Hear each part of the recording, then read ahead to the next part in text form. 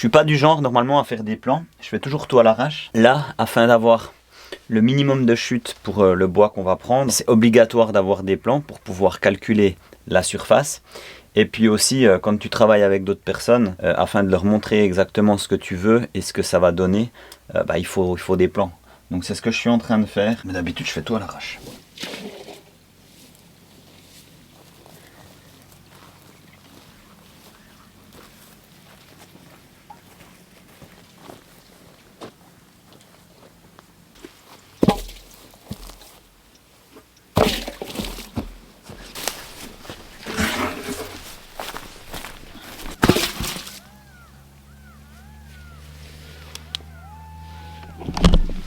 Faux. Mince.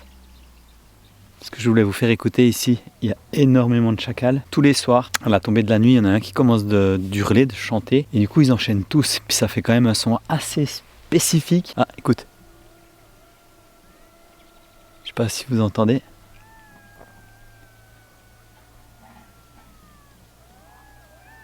Là. T'entends ?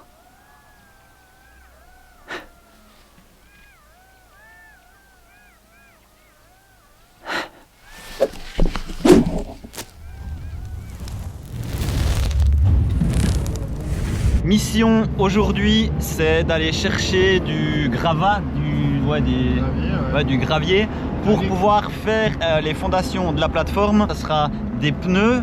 À l'intérieur, on va mettre des graviers. Et l'avantage là-dedans, c'est que les pneus, t'en trouves partout, donc des pneus usagés. C'est de la récup. La fondation sera stable, ça va durer quelques années. Et en plus de ça, c'est pas fixe. D'un point de vue administratif, surtout, c'est cool. Tu es sur du logement mobile. Parce que dans certains endroits, quand tu achètes un terrain, ça dépend le pays, ça dépend les lois, mais la plupart du temps, tu dois avoir un permis de construction si tu construis un bâtiment fixe. Et là, par exemple, ça ne sera pas du tout le cas. Allez, là, on va rouler doucement, hein. Au niveau des normes du gonflage des pneus ici, je pense qu'on est bien. C'est un peu limite. Franchement, ce qu'il faut pas faire pour de la vidéo. Bon, maintenant il restera plus qu'à béner tout ça. Enfin, béner, ouais, c'est un grand mot parce qu'on peut pas béner. Enfin, je crois pas avec cette remorque. Livraison de gravier. Oh. Pendant qu'on vide la remorque, je vais t'expliquer l'idée de cette fondation. Je dis l'idée car j'ai jamais fait ça et je ne sais même pas ce que ça va donner. Car normalement on fait les fondations en utilisant du béton. Et justement ici on va faire avec de la récup. En soi les pneus seront remplis de gravier, bien compressés, ce qui formera une base solide pour ensuite poser les poutres dessus. Bon alors si jamais si tu as une entreprise où tu vends des pelleteuses, n'hésite pas à me contacter parce qu'on peut parler partenariat pour de la visibilité pour toi. Une petite. Une petite, ouais, on va pas commencer dans du trop gros, on n'est pas comme ça, nous. Une petite, ça c'est bien. T'as une pelleteuse. Non, reste à côté.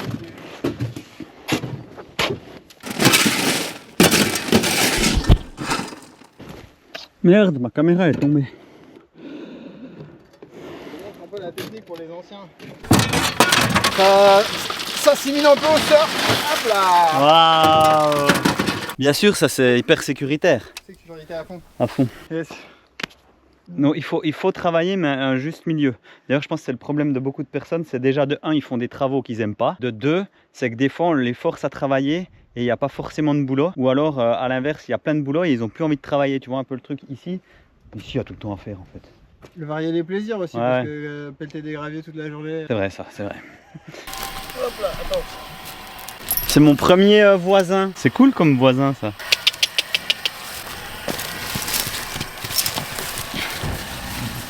Maintenant, il ne reste plus qu'à trouver une 60aine de pneus usagés. Pour ça, on a gentiment demandé à un garage du coin si c'était possible de prendre leurs pneus. Ça débarrasse et ça offre une nouvelle vie à ces morceaux de caoutchouc qui peut vite devenir un fléau pour l'écologie.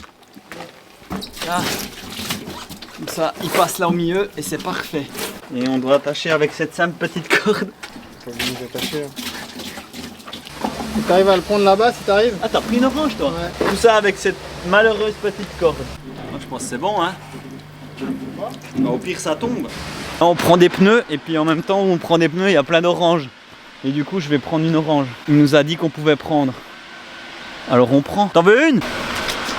C'est la période des oranges, faut en profiter. Tiens, des vitamines. Trop bien, on a gagné une orange et des pneus. Bonne journée ça. Pour gratuit hein. Pour gratuit hein.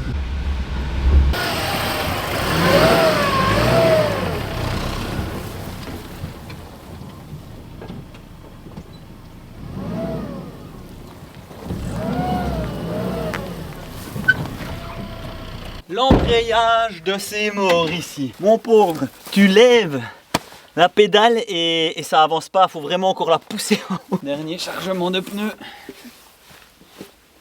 Putain, merde.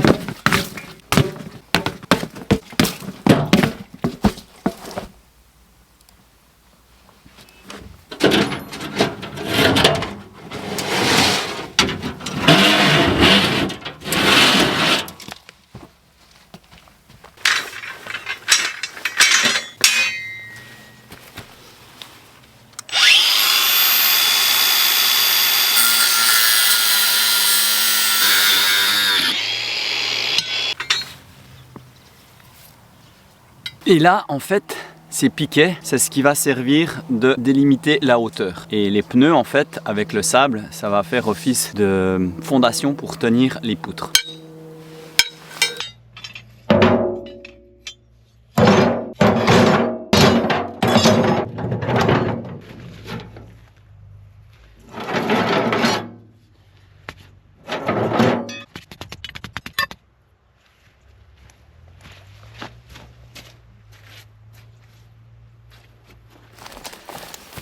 Là, moment très important, on va planter le premier piquet qui fera la délimitation de tout la plateforme, du coup, du terrain et de la petite maison, enfin de la tente, enfin de ce qu'on va mettre dessus. Alors, piquet. Donc c'est important de voir un petit peu la vue, mais si tu fais des fondations ou quelque chose, calcule bien de mettre par exemple ta terrasse côté sud, tu vois, c'est plutôt cool. Donc là, le sud, si je me trompe pas, il est là-bas. La vue, elle est plutôt côté est. Donc je vais pencher pour mettre côté sud-ouest, vue et soleil. Et en plus de ça, j'aurai chaque jour un joli lever de soleil. Donc on va commencer par ici. Et je délimite ce terrain à de là. Ça c'est bien. Ça c'est bien. Là. Et ça en fait c'est le piquet où après on va mettre le laser pour la hauteur. Ça c'est la base de la fondation avec le sable dedans. Dessus vient les poutres, la plateforme et elle est belle. Ok, donc là moi j'ai déplacé le tas. Ensuite je suis allé couper les pièces en métal pour délimiter le terrain. Et puis Vincent lui il a mesuré, t'as fait comment du coup? J'ai fait des nœuds le long d'une corde, un nœud pour chaque côté. Du coup, tu as délimité avec 8,40 et 7 mètres, ce que je t'avais dit de dimension. 8,40, 7, 8,40, 7. Exactement. Donc, pas mal l'idée. Plus une autre corde qui fait la diagonale. Voilà, ben, on te montre tout ça. 5 mètres? Ouais. Ok. Ok, j'ai 5. Ouais, j'ai 8,40 jusqu'au piquet. Là, tu dois avoir 7 un peu pile. Ouais, bah c'est parfait. Ok. Maintenant, il suffit de compléter l'histoire.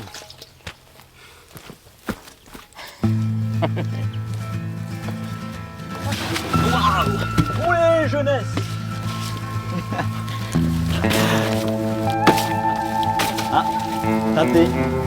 Pour placer nos piquets à la bonne distance, on a calculé la diagonale de notre rectangle avec le théorème de Pythagore, ce qui permet d'avoir un rectangle parfait avec des angles à 90 degrés. À force de déplacer mes piquets, j'ai légèrement modifié les angles. Le problème, c'est que légèrement sur une grande surface, ça peut vite devenir grandement. Mais ça, on s'en apercevra à la fin. Maintenant, le travail consiste à placer chaque nœud à une distance à peu près égale. Car ça aussi, c'était un gros casse-tête. Étant donné que les pneus n'avaient pas la même dimension, il fallait les placer d'une manière stratégique afin qu'il n'y ait pas trop d'espace pour que la structure soit assez solide. Un problème que tu ne rencontres pas quand tu fais une fondation en béton. Il est clair qu'ici, avec de la récup, tout prend plus de temps, mais c'est aussi plus écologique et surtout plus économique. Car pour cette fondation, le prix de revient est de 20 €. C'est le prix du gravier, les pneus, la ferraille et notre motivation, c'était gratuit. Je vais tester le laser, c'est la première fois que je fais ça de ma vie. Ça sert à niveler. On va se mettre au centre. Au centre.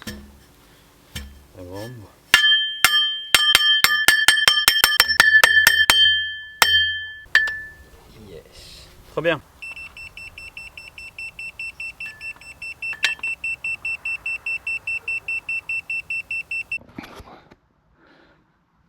Fait pas assez nuit. Ça marche, mais il fait pas encore assez nuit parce qu'il y a quand même une grande distance. Donc ce qu'on va faire, on va aller bouffer et puis on revient après quand il fera plus nuit.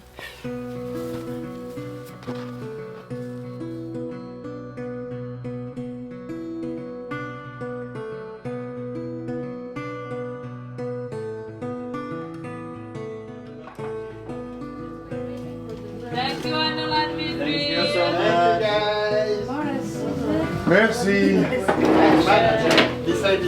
Aujourd'hui c'est vendredi. Et vendredi on fait toujours soirée pizza ou là ce soir c'est soirée hamburger. Oh là là. Et dans une communauté c'est que tu fais beaucoup de choses ensemble, dont le souper. I'm so taking big. I'm taking this one. Allez, bon appétit.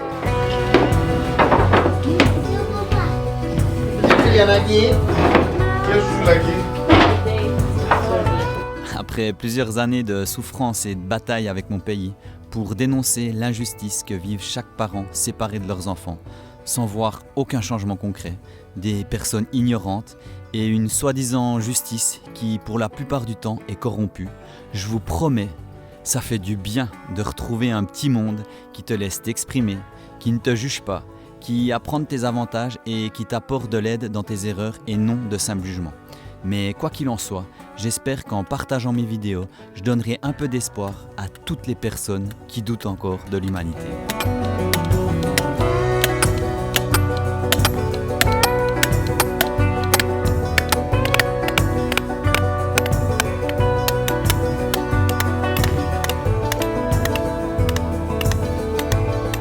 Putain, ces pneus, j'en ai plein le cul, je les ai mis 15 fois. Ouais, c'est la vie, mon pote. La vie, c'est faire et refaire, c'est faire aussi. Faire et refaire. Et oui, l'être humain, cet animal évolutif éternel insatisfait. Faire et refaire, apprendre, expérimenter, se tromper, recommencer. Ainsi va la vie. C'est quelque chose de tellement intéressant, la vie. Mais c'est cool, c'est une bonne expérience pour moi. Et puis c'est vrai de ne pas être tout seul, tu rigoles. En plus, quand tu es une bonne équipe, même si c'est la merde en rigolant, tu vois. On a empiqué les tracteurs. Du coup, on a fait un gros chargement de gravats avec un tracteur, mais le tracteur, il suivait pas forcément. C'est blindé d'eau. Celui-là, ça c'est out. On a quand même une bonne saignée. Moi, personnellement, j'y crois pas. 50-50. 50-50. Alors, le but, c'est simple, c'est de tirer la remorque avec le gravat, le tracteur, et là, en plus, ce tracteur-là.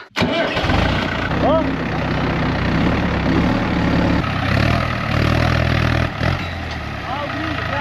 Le pété. Tracteur, échec number 1.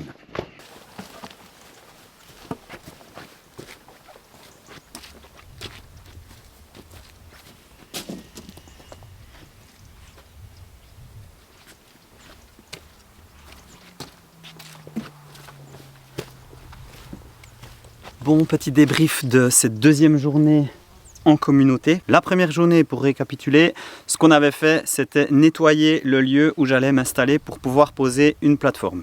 Ensuite, là, ce qu'on a fait, on a nivelé d'abord de nuit tout des petites barres de fer pour pouvoir avoir un niveau correct afin de pouvoir mettre les pneus.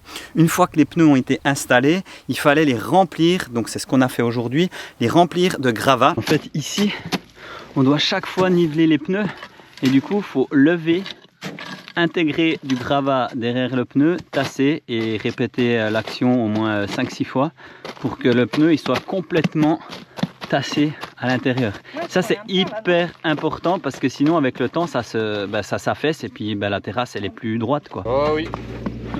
Oh oui. C'est du job. c'est pas rien de faire des fondations comme ça avec des pneus. Alors certes, ça prend énormément de temps, mais quand tu réfléchis, c'est que du caillou, donc ça coûte pas très cher, et c'est des pneus, ça c'est de la récup, donc en soi, l'ensemble, ça vaut la peine. Mais il faut vraiment prendre le temps de tout bien poser. Opération sortir le tracteur. C'est beau, rue de l'Olivier.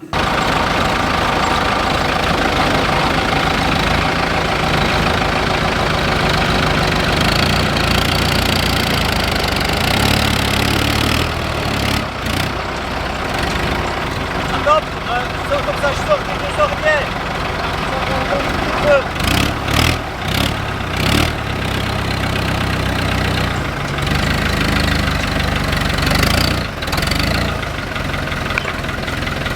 Et où que tu mets le point mort ici?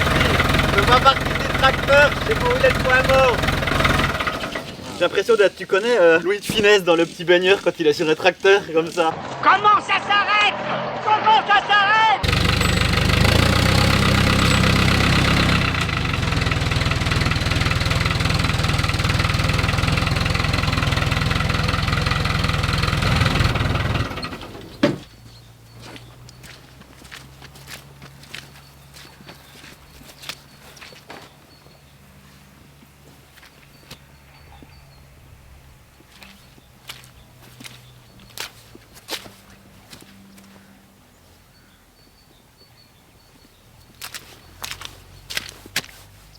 C'est sympa avec cette petite pluie.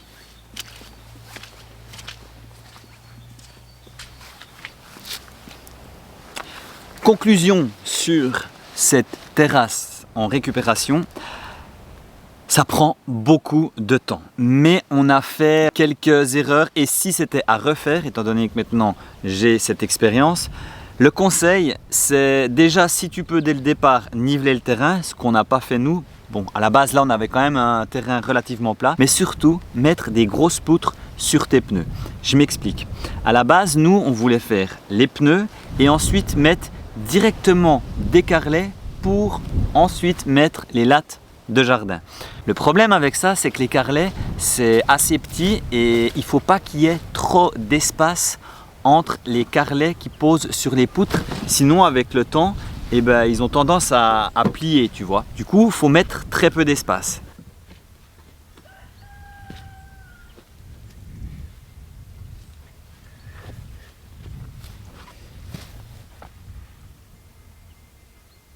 Le problème, c'est qu'il fallait mettre beaucoup de pneus et chaque pneu prend énormément de temps à remplir et à niveler. Ça fait 1 semaine et demie qu'on se casse les burnes à faire les pneus complètement droits et là quand tu mets les lattes dessus, bah, tu remarques clairement que ça va pas. En fait, toutes les poutres transversales, elles sont pas du tout droite. Mais tu verras dans les prochains épisodes qu'on a opté pour mettre des poutres beaucoup plus grosses, ce qui permet de solidifier encore plus la terrasse. Express, livraison de poutres.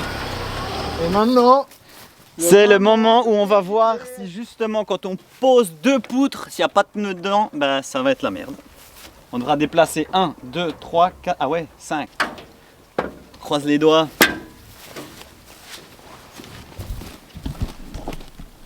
Sinon, c'est très économique et en plus de ça, ça va durer dans le temps parce que des pneus, c'est pas les choses qui se désintègrent assez vite.